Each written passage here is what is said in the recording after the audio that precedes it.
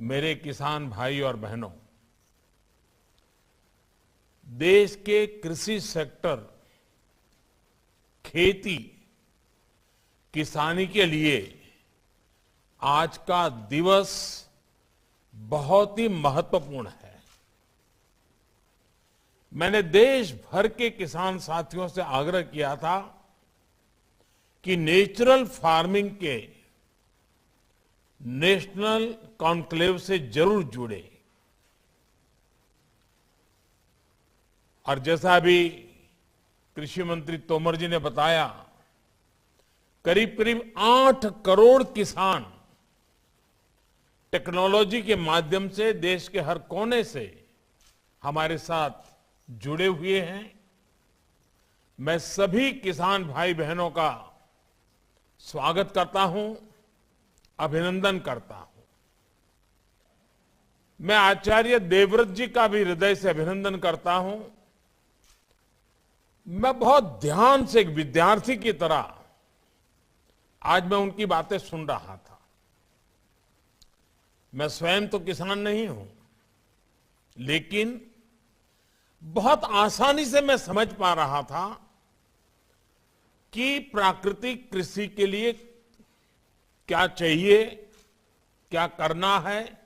बहुत ही सरल शब्दों में उन्होंने समझाया है और मुझे पक्का विश्वास है आज का उनका ये मार्गदर्शन, और मैं जानबूझकर आज पूरा समय उनको सुनने के लिए बैठा था, क्योंकि मुझे मालूम था कि उन्होंने जो सिद्धि प्राप्त की है, प्रयोग सफलतापूर्वक आगे बढ़ाए हैं, हमारे देश के किसान भी उनके फायदे की इस बात को कभी भी कम नहीं आंकेंगे, कभी भी भूलेंगे नहीं।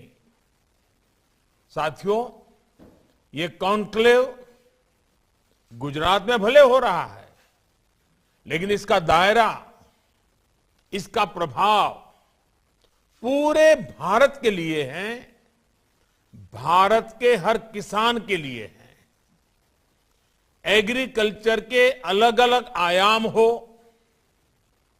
फूड प्रोसेसिंग हो, नेचुरल फार्मिंग हो, ये विषय 21वीं सदी में भारतीय कृषि का कायाकल्प करने में बहुत मदद करेंगे। इस कॉन्क्लेव के दौरान यहां हजारों करोड़ रुपए के समझौते, उसकी भी चर्चा हुई, उसका भी कुछ प्रगति हुई है। इनमें भी इथेनॉल, ऑर्गेनिक फार्मिंग और फूड प्रोसेसिंग को लेकर जो उत्साह दिखा है, नई संभावनाओं को विस्तार देता है। मुझे इस बात का भी संतोष है कि गुजरात में हमने टेक्नोलॉजी और नेचुरल फार्मिंग में तालमेल के जो प्रयोग किए थे, वो पूरे देश को दिशा दिखा रहे हैं। मैं फिर एक बार गुजरात के गवर्नर आचार्य देवव्रत जी का विशेष आभार व्यक्त करना चाहता हूं, जिन्होंने देश के किसानों को नेचुरल फार्मिंग के बारे में इतना सरल शब्दों में स्व अनुभव की बातों के द्वारा बड़े विस्तार से समझाया है। साथियों, आजादी के अमृत महोत्सव में आज समय अतीत के अवलोकन का, उनके अनुभवों से सीख लेकर नए मार्ग बनाने का भी है। आजादी के बाद के दशकों में जिस तरह देश में खेती हुई, जिस दिशा में बढ़ी, वो हम सब ने बहुत बारीकी से देखा है। अब आजादी के 100वें वर्ष तक का जो हमारा सफर है, आने वाले 25 साल का जो सफर है, वो नई आवश्यकताओं, नई चुनौतियों के अनुसार अपनी खेती को ढालने का है। बीते 6-7 साल में बीज से लेकर बाजार तक किसान की आय को बढ़ाने के लिए एक के बाद एक अनेक कदम उठाए गए हैं। मिट्टी की जांच से लेकर सैकड़ों नए बीज तैयार करने तक, पीएम किसान सम्मान निधि से लेकर लागत का 1.5 गुना एमएसपी करने तक, सिंचाई के सशक्त नेटवर्क से लेकर किसान रेल तक अनेक कदम उठाए हैं। और श्रीमान तोमर जी ने इसका कुछ जिक्र भी अपने भाषण में किया है। खेती के साथ साथ पशुपालन, मधुमक्खी पालन, मत्स्य पालन और सौर ऊर्जा, बायोफ्यूल जैसे आय के अनेक वैकल्पिक साधनों से किसानों को निरंतर जोड़ा जा रहा है। गांवों में भंडारण, कोल्ड चेन और फूड प्रोसेसिंग को बल देने के लिए लाखों करोड़ रुपए का प्रावधान किया है। ये तमाम प्रयास किसान को संसाधन दे रहे हैं, किसान को उसकी पसंद का विकल्प दे रहे हैं। लेकिन इन सब के साथ एक महत्वपूर्ण प्रश्न हमारे सामने है। जब मिट्टी ही जवाब दे, जब मिट्टी ही जवाब दे जाएगी तब क्या होगा? जब मौसम ही साथ नहीं देगा, जब धरती माता के गर्भ में पानी सीमित रह जाएगा तब क्या होगा? आज दुनिया भर में खेती को इन चुनौतियों से दो चार होना पड़ रहा है। ये सही है कि केमिकल और फर्टिलाइजर ने हरित क्रांति में अहम रोल निभाया है, लेकिन ये भी उतना ही सच है कि हमें इसके विकल्पों पर भी साथ ही साथ काम करते रहना होगा और अधिक ध्यान देना होगा। खेती में उपयोग होने वाले कीटनाशक और केमिकल फर्टिलाइजर हमें बड़ी मात्रा में इंपोर्ट करना पड़ता है। बाहर से, दुनिया के देशों से अरबों खरबों रुपया खर्च करके लाना पड़ता है। इस वजह से खेती की लागत भी बढ़ती है, किसान का खर्च बढ़ता है और गरीब की रसोई भी महंगी होती है। ये समस्या किसानों और सभी देशवासियों की सेहत से जुड़ी हुई भी है। इसलिए सतर्क रहने की आवश्यकता है, जागरूक रहने की आवश्यकता है।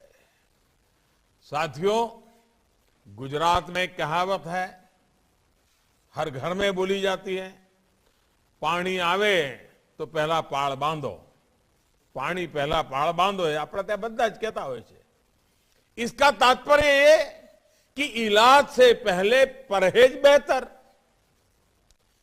इससे पहले की खेती से जुड़ी समस्याएं भी विकराल हो जाए, उससे पहले बड़े कदम उठाने का ये सही समय है।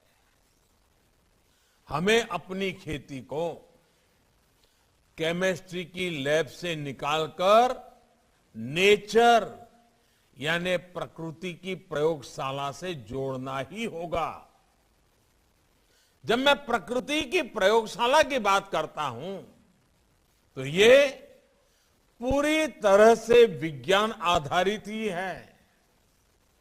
ये कैसे होता है, इसके बारे में अभी आचार्य देवव्रत जी ने विस्तार से बताया भी है। हमने एक छोटी सी फिल्म में भी देखा है और जैसे उन्होंने कहा, उनकी किताब प्राप्त कर करके भी YouTube पर आचार्य देवव्रत जी के नाम से ढूंढेंगे तो उनके भाषण भी मिल जाएंगे। जो ताकत खाद में है, फर्टिलाइजर में है, वो बीज, वो तत्व प्रकृति में भी मौजूद है। हमें बस उन जीवाणुओं की मात्रा धरती में बढ़ानी है, जो उसकी उपजाऊ शक्ति को बढ़ाना है। कई एक्सपर्ट्स कहते हैं कि इसमें देसी गायों की भी अहम भूमिका है। जानकार कहते हैं कि गोबर हो, गौमूत्र हो, इससे आप ऐसा समाधान तैयार कर सकते हैं जो फसल की रक्षा भी करेगा और उर्वरा शक्ति को भी बढ़ाएगा। बीज से लेकर मिट्टी तक सबका इलाज आप प्राकृतिक तरीके से कर सकते हैं। इस खेती में ना तो खाद पर खर्च करना है, ना कीटनाशक पर। इसमें सिंचाई की आवश्यकता भी कम होती है और बाढ़ सूखे से निपटने में भी ये सक्षम होती है। चाहे कम सिंचाई वाली जमीन हो या फिर अधिक पानी वाली भूमि, प्राकृतिक खेती से किसान साल में कई फसलें ले सकता है।